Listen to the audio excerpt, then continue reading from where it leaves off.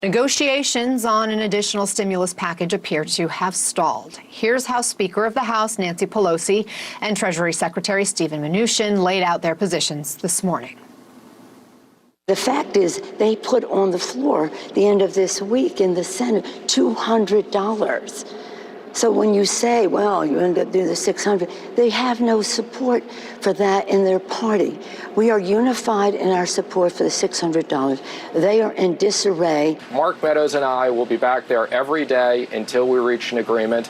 We understand there's a need to compromise, but on the other hand, there's also a big need to get kids into school, get people back to jobs, and keep the economy open and keep people safe. With us now, former presidential candidate and CNN political commentator, Andrew Yang. Andrew, always good to see you. What do you make of this roadblock? Anna, I can't believe that the Senate has not passed a bill. We're talking about August. The House passed their bill in May. What have the senators been doing for the last 2+ months? And the fact is, right now, 74% of Americans are for cash relief during the pandemic. They know that it's helping keep the economy going and keep groceries on the table and roofs over people's heads. 74% in 2020 might as well be 98%. You know, like, it's infuriating that we're still at this point, that we're having these conversations, and it's August. And as you just pointed out in the last segment, millions of Americans are facing eviction and worse because of the end of these unemployment benefits that have been keeping millions of households afloat. What do you see as the result if that $600 a week were to drop to $200 a week temporarily, which is what the Republicans are proposing? The $600, and studies have shown that, number one, it does not reduce work levels at all. They're actually showing that in many cases, people that got these benefits were trying harder to find a job.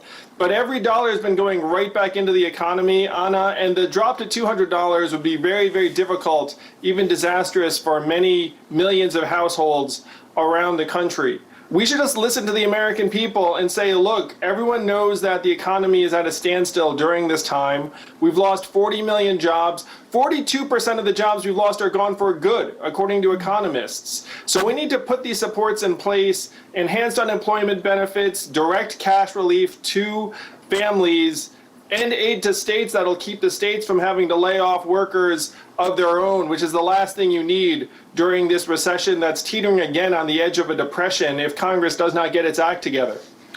The Democrats have turned down suggestions to do short-term extensions, at least as they continue to debate what the longer-term path forward would be. Is that the right move? I mean, isn't something better than nothing?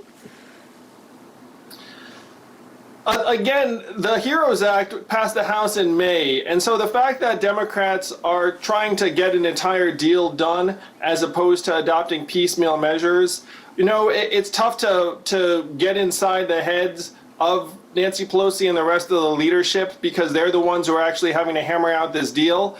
I would just say that there's no reason we should be at this point on August 2nd, and that I would put mainly on the Republicans because the Democratic Act, the HEROES Act, the House passed it over 2 months ago, and so if you knew you were going to make a deal, you should not be running up to the deadline or past it at this point. Meantime, the election ticks closer, now just 93 days away, and the first debate is next month. Some Democrats have said Biden shouldn't participate in a debate with Trump because it would give the president a giant platform to lie. Do you think Joe Biden should debate the president?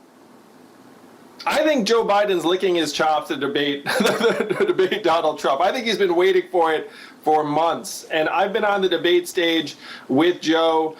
Joe's going to clean his clock. And I believe that nothing is going to be able to hold Joe back from doing just that. The fact is, a lot of Donald Trump's messaging has been about how Joe has lost a step, and then when the American people see the contrast between Joe Biden and Donald Trump, it's going to be a very tough case for the president to make. So I expect the debates to take place, Anna, and I think Joe will be very, very excited for them. Before we get to the debates, we're going to learn soon who Biden's running mate will be. He's supposed to make an announcement this week, perhaps. Do you have any predictions? You know, Joe has been the vice president himself for 8 years, so I know he's going to make the best decision based upon who he has the right chemistry with and the right partner for governing. Certainly, he has no shortage of excellent people to choose from. You know, I'm friends with at least some of them, and I feel like he can't go wrong based on the people I know personally. All right, Andrew Yang, we got to leave it there. I had a feeling you weren't going to answer my question directly with a name, but we look forward to having you back once he makes the decision, and then we can discuss. Then we can discuss again. Good to see you. Thank you. Good seeing you too. Stay well. You too. Put the money in our hands. Put the money in our hands. Put the money in our hands. Put the money in our hands. Can we afford it? Yes. Will it cause inflation? No. Is it awesome? Yes. Is anyone trying to make it happen? Yeah, that guy.